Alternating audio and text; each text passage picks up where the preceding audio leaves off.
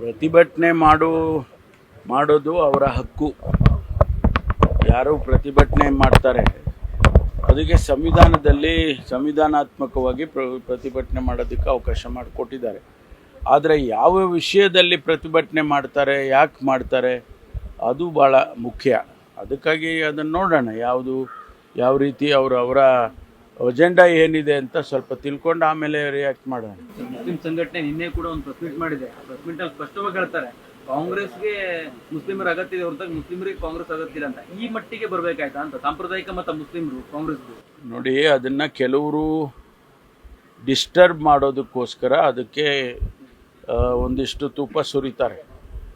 ಆದರೆ ಕಾಂಗ್ರೆಸ್ ಯಾವತ್ತೂ ಕೂಡ ಈ ದೇಶದ ಬಡವರಿಗೆ, ಅದು ದಲಿತರಿರ್ಬೋದು, ಹಿಂದುಳಿದವರು ಇರ್ಬೋದು, ಅಲ್ಪಸಂಖ್ಯಾತರಿರ್ಬೋದು, ಅವರನ್ನು ಸಮಾಜದ ಮುಖ್ಯವಾಹಿನಿಗೆ ತರಬೇಕು ಅನ್ನೋದೇ ಕಾಂಗ್ರೆಸ್ ಪಕ್ಷದ ಮುಖ್ಯವಾದಂಥ ಧ್ಯೇಯ.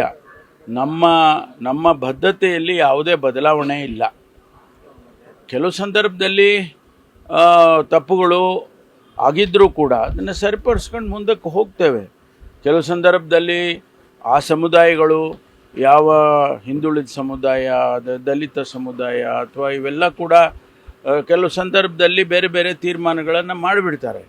ಆ ಸಂದರ್ಭದಲ್ಲಿ ನಾವು ಕೂಡ ಅವ್ರ ಹತ್ರ ಹೋಗಿ ತಪ್ಪು ಆಗಿದ್ದರೆ ಸರಿಪಡಿಸೋಣ ಬನ್ನಿ ಅಂಥೇಳಿ ನಾವೆಲ್ಲ ಮಾತಾಡ್ತೇವೆ. ಈ ಸಂದರ್ಭದಲ್ಲಿ ಒಂದು ಅಸೆಂಬ್ಲಿ ಟಿಕೆಟಿಗೋಸ್ಕರ ಇಷ್ಟೊಂದು ದೊಡ್ಡ ತೀರ್ಮಾನವನ್ನು ಅವರು ಮಾಡಬಾರ್ದು, ನಾವು ಮಾಡಬಾರ್ದು.